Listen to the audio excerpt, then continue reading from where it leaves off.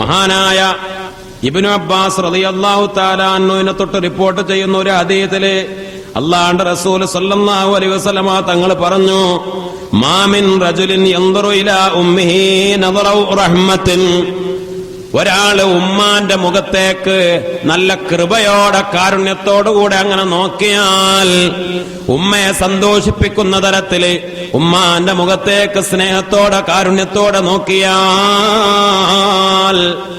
ഇല്ലാ കാനത ലഹു ഹജ്ജത്തൻ മഖ്ബൂലത്തൻ മബ്റൂറാ,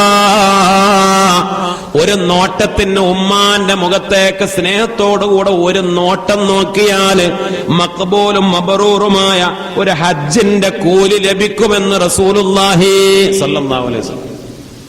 അപ്പോൾ സഹാബിമാരിൽ ആരോ ചോദിച്ചു, എന്നാ നബിയെ, യാ റസൂലല്ലാഹ് വ ഇൻ നദറ ഇലൈഹാ ഫിൽ യൗമി 100 മറ, എന്നാ ഒരാള് ഉമ്മാന്റെ മുഖത്തേക്ക് അങ്ങനെ 100 വട്ടം നോക്കിയാലോ? റസൂലുള്ളാഹി പറഞ്ഞു, വ ഇൻ നദറ ഇലൈഹാ ഫിൽ യൗമി 100,000 മറ, 1,00,000 തവണ അങ്ങോട്ട് നോക്കിയാലും അല്ലാഹു സുബ്ഹാനഹു വ തആല 1,00,000 ഹജ്ജിന്റെ കൂലി തരും. ഫ ഇന്നല്ലാഹ അസ്സ വജൽ അക്സർ വ അത്യബ്, അല്ലാഹുവിന്റെ ഖജാന അത്ര വലുതാണ്, അള്ളാന്റെ ഖജാന അത്ര വലുതാ. നമ്മൾ മുമ്പ് പറഞ്ഞല്ലോ, എല്ലാരും കൂടെ ചോദിച്ചാലും, എല്ലാ ജിന്നും മിൻസും മലക്കും എല്ലാ പടപ്പുകളും കഴിഞ്ഞവരും വരാനുള്ളവരും എല്ലാരും ചോദിക്കേണ്ട ചോദ്യം മുഴുവനും ചോദിച്ചാലും ഒരു സൂചിത്തലപ്പ് കടലിൽ മുക്കിയാൽ അത്ര പോലും അള്ളാന്റെ ഖജാന കുറവ് വരൂല. അള്ളാഹ് കൊടുക്കാൻ തയ്യാറാണ്.